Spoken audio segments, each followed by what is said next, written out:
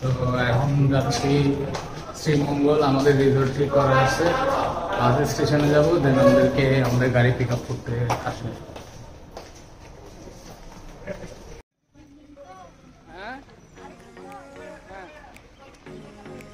আজকে সিলেট ট্যুরের তৃতীয় দিন। আমরা যাচ্ছি শ্রীমঙ্গল। ট্যাক্সি আগে থেকেই ঠিক করে রেখেছিলাম, কারণ লাগেজ নিয়ে রাস্তায় দাঁড়ায় দাঁড়ায় ট্যাক্সি ঠিক করা সম্ভব না।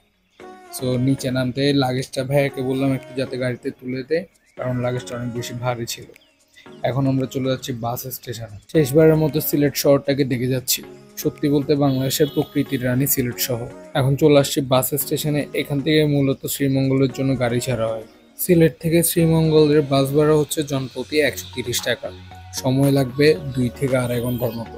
টিকিট করার সময় একটা জিনিস খেয়াল রাখতে হবে, টিকিটের সাথে কিন্তু সিট রিজার্ভ করা থাকে না।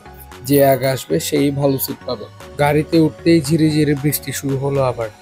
প্রকৃতিকে উপভোগ করতে করতে চলে যাচ্ছি শ্রীমঙ্গল। দীর্ঘ 2 ঘন্টা জার্নির পরে আমরা শ্রীমঙ্গল এসে পৌঁছালাম। আমাদের ওয়ান ডে প্যাকেজে পিক অ্যান্ড ড্রপ সার্ভিস ছিল, যার কারণে রিসর্টের গাড়ি আগে থেকে আমাদের জন্য স্টেশনে ওয়েট করছিল। আমরা এখন যাচ্ছি শ্রীমঙ্গলে হিমাচল রিসর্টে। আমরা তাদের ওয়ান ডে কাপেল প্যাকেজটা নিয়েছিলাম। শ্রীমঙ্গলের একদিন কাপেল প্যাকেজে কি কি সুবিধা অসুবিধা রয়েছে সেটি রিসর্টে যেয়ে বলবো। আর হ্যাঁ, এই প্যাকেজটি শুধুমাত্র কাপেলদের জন্য না, 4 জনের যদি একটি টিম করে আসেন তারাও এই প্যাকেজটি নিতে পারবে। রিসর্টে যেতে যেতে শ্রীমঙ্গলের প্রকৃতিকে উপভোগ করে চলুন।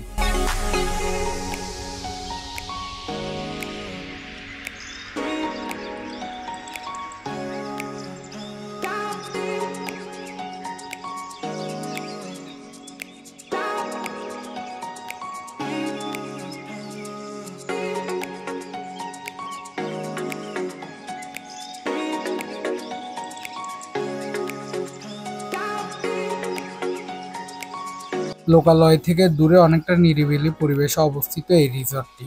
1 থেকে 2 দিনের জন্য মাইন্ড রিফ্রেশমেন্ট করতে চাইলে বাজেটের মধ্যে এই রিসর্টটিতে আসতে পারে।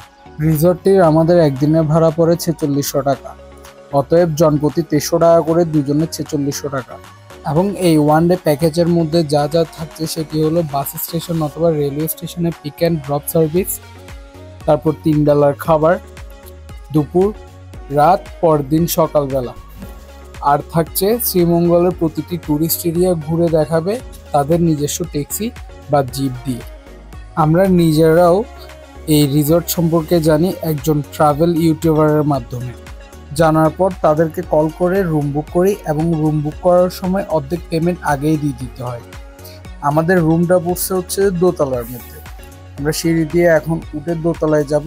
দোতলায় 2টি রুম ক্যাটাগরি আছে। একটি হচ্ছে যে কাপল সুইট, আরেকটি হচ্ছে যে 4 থেকে 5 জন যদি কেউ আসে তাদের জন্য। এবং এটি হচ্ছে তাদের ছোট্ট একটি রুফটপ, যেখানে এক পাশে বসে আড্ডা দেওয়ার মতো জায়গা আছে, অপর পাশে একটি ছোট্ট দোলনা আছে। চলুন এবার আপনাদেরকে আমাদের রুমটা দেখাই। রুম দেখানোর আগে একটা কথা বলে রাখা ভালো, রিসর্টটি প্রথমে আমি ভিডিওতে দেখে যেরকম ভালো লেগেছিল, আসার পর আমার তেমন একটি ভালো লাগেনি। কারণ জায়গাটা দেখে আমার কোনো দিক দিয়ে রিসর্ট মনে হয়নি। মনে হয়েছে কারো ব্যক্তিগত বাসাকে পরবর্তীতে রিসর্টে রূপান্তর করা হয়েছে। যাই হোক, সোজা গেলে একটা বড় বারান্দা আছে বা ব্যালকনি আছে। এখানে বসে ফ্রেন্ডসরা রাত্রে আড্ডা দিতে পারবে বা কাপলরা বসে বসে আড্ডা দিতে পারবে। চলুন এবার আমার রুমের দিকে যাই। তো এটা হচ্ছে আমার রুম। ঢুকতে বড় একটি বেড 2 জনের, পাশে হচ্ছে একটি ছোট সোফা রাখা আছে, সামনে একটি মিরর আছে। আর মিররে আমি নিজেকে নিজে ভিডিও করতেছিলাম। আর পাশে ছোট একটি আলমারি, তার পাশে একটি ছোট টি টেবিল। আর এটি হচ্ছে বাথরুম। বাথরুমটা আপনাদেরকে একটু দেখাই। আমার পার্সোনালি এতটা ভালো লাগে নাই, জানি না কার থেকে কেমন লাগবে।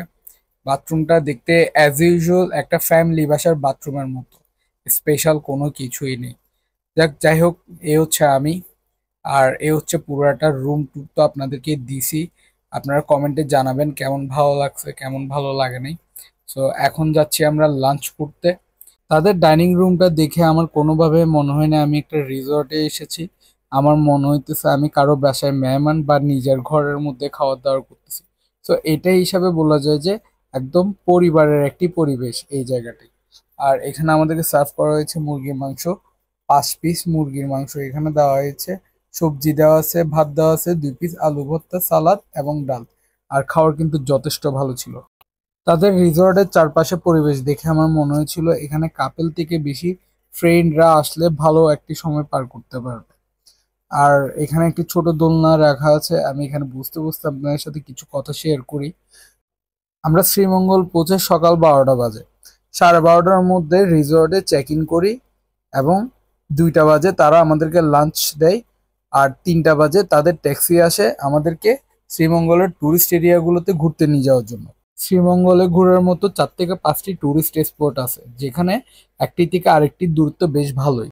উনি যদি আমাদেরকে দুপুর 3টা বাজে পিক আপ করতে আসে, 5টা বাজতে বাজতে অলমোস্ট আকাশে অন্ধকার চলে আসে, তাহলে এই 2 ঘন্টার মধ্যে আমরা 5টা প্লেস কিভাবে কভার করব তা আমার জানা নেই। এবং তাদের এই ব্যাপারটিতে আমি খুবই ডিসঅ্যাপয়েন্টেড হয়েছিলাম, কারণ যেহেতু আমাদের কাছে একদিন সময় আছে আর এই একদিনের মধ্যে আমাদের সবকিছু ঘুরে দেখতে হবে। আর যে সময় উনি আমাদেরকে পিক আপ করতে আসে ওই টাইমটা অলমোস্ট বিকালবেলা হয়ে গিয়েছিল। সো আমাদের হাতে তেমন একটি সময় ছিল না ঘুরে দেখার জন্য। তাই তার কারণে আমি একটু ডিসঅ্যাপয়েন্টেড ছিলাম এবং ভাবতেছিলাম এই ট্যুরটা কি আমার জন্য লস প্রজেক্ট হয়ে গেল। তারপরও আমি চেষ্টা করব শ্রীমঙ্গলের প্রতিটি ট্যুরিস্ট প্লেস ঘুরে দেখাতে। দেখা হচ্ছে নেক্সট ভিডিওতে, আমাদের সাথেই থাকুন। আসসালামু আলাইকুম।